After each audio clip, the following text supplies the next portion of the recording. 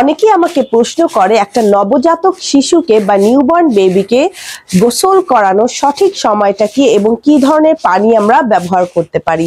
So আজকের ভিডিওতে আমি আপনাদের সাথে শেয়ার করব খুবই সামারিতে, খুবই সংক্ষেপে একটা নিউবর্ন বেবিকে আমরা কখন গোসল দেওয়াতে পারবো এবং কি ধরনের পানি আমরা ব্যবহার করতে পারবো।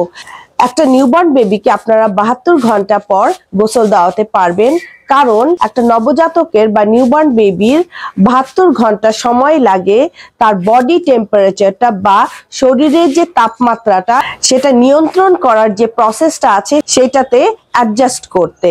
সো 72 ঘন্টা পর একটা বাচ্চার বডি টেম্পারেচার শিশুটা নিয়ন্ত্রণ করতে পারবে। সো 72 ঘন্টা পর একটা নিউবর্ন বেবিকে আপনারা গোসল দেওয়াতে পারবেন।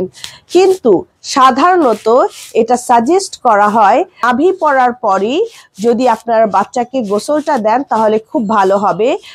এইটা অনেক শিশুর 2-3 দিনও লাগে, অনেক শিশুর 7 দিনও লাগতে পারে, আবার কিছু শিশুর 21 দিনের বেশি সময়ও লাগতে পারে। একটা বাচ্চার নাক এবং মুখ দিয়ে যেরকম ব্যাকটেরিয়া ঢুকতে পারে বা শরীরে প্রবেশ করতে পারে, সেরকমই নাভি দিয়েও একটা নবজাতক শিশুর শরীরে ব্যাকটেরিয়া বা জীবাণু একটা শিশুর শরীরে প্রবেশ করতে পারে।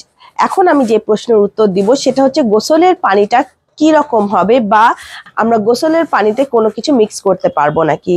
গোসলের পানিটা হওয়া লাগবে লিউকওয়ার্ম ওয়াটার বা উষ্ণ গরম পানি।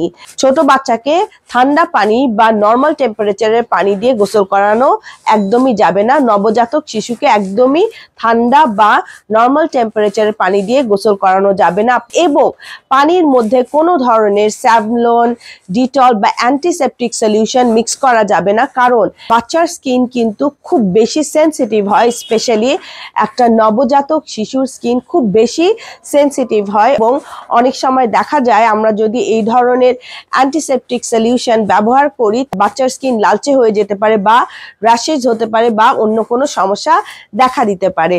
তাই বলে আমরা একদমই প্লেন লুকওয়ার্ম ওয়াটার ইউজ করব এবং পানির সাথে কোনো কিছু মিক্স করব না। আশা করি এই ভিডিওটা আপনাদেরকে হেল্প করবে।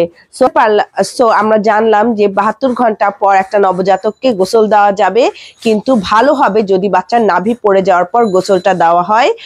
আর পানিটা ব্যবহার করবেন লুকওয়ার্ম ওয়াটার এবং পানির মধ্যে কোনো ধরনের স্যাভলন, ডেটল বা অ্যান্টিসেপটিক সলিউশন মিক্স করা যাবে না। প্লেন লুকওয়ার্ম ওয়াটার দিয়ে আপনার বাচ্চাকে গোসল করাবেন। আশা করি এই ভিডিওটা আপনাদেরকে হেল্প করবে। আমার চ্যানেলকে লাইক এন্ড সাবস্ক্রাইব করবেন এবং কমেন্ট করে জানাবেন আপনাদের যদি আর কোনো কোয়েশ্চেন থাকে, আপনাদের যদি আর কিছু জানার থাকে। Thank you very much. আসসালামু আলাইকুম।